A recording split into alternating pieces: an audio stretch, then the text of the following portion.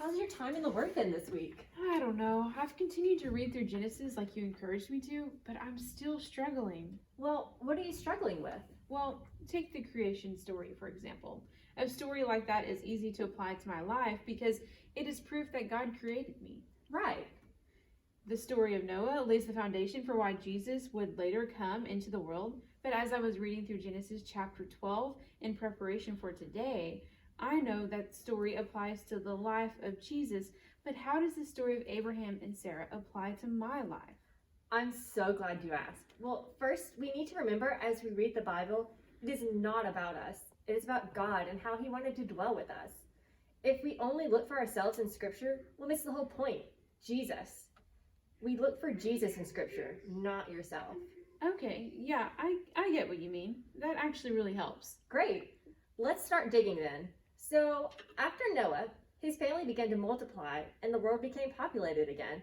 However, the flood did not get rid of sin, so his descendants continued the line of sin that started with Adam. Many generations after Noah, we see a man named Abram appear in Genesis 11.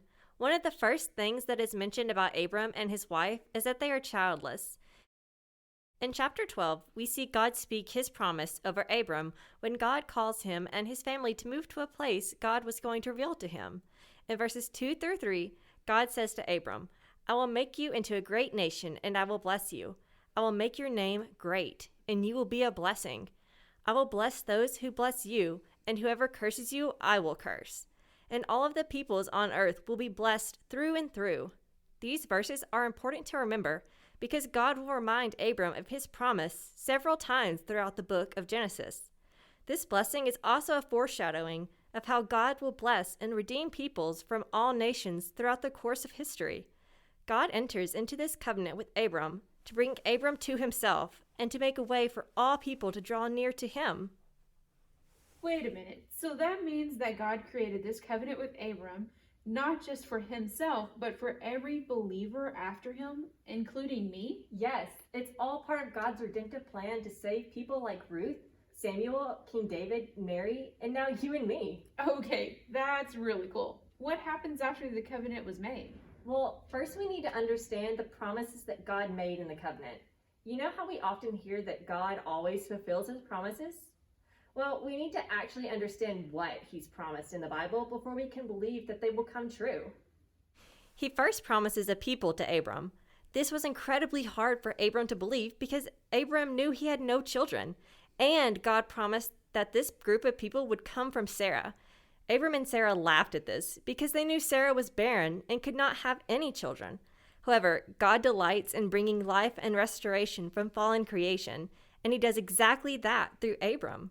Yeah, he gives them Isaac, right? I've always known that, but why is this promise so important? How does it affect me? God does not only give them Isaac. Through Isaac, God gives Abraham and Sarah grandchildren, Jacob and Esau. Through Jacob and Rachel, God provides 12 sons. Do you know what name God gave Jacob later in Genesis? No, I didn't know Jacob got renamed. Wait, is this the Jacob whose son was Joseph with the coat of many colors? Yeah, that's the guy. This is so much cooler than a colorful coat, though. Jacob's new name became Israel. Israel had 12 sons. How many tribes were there in the nation of Israel? Oh my gosh, 12 tribes. So, wait. Abraham was the great-grandfather of the 12 sons that started the 12 tribes of Israel? That's how he was the father of a great nation? That is so cool. Yes, it's so cool when you connect the dots like that.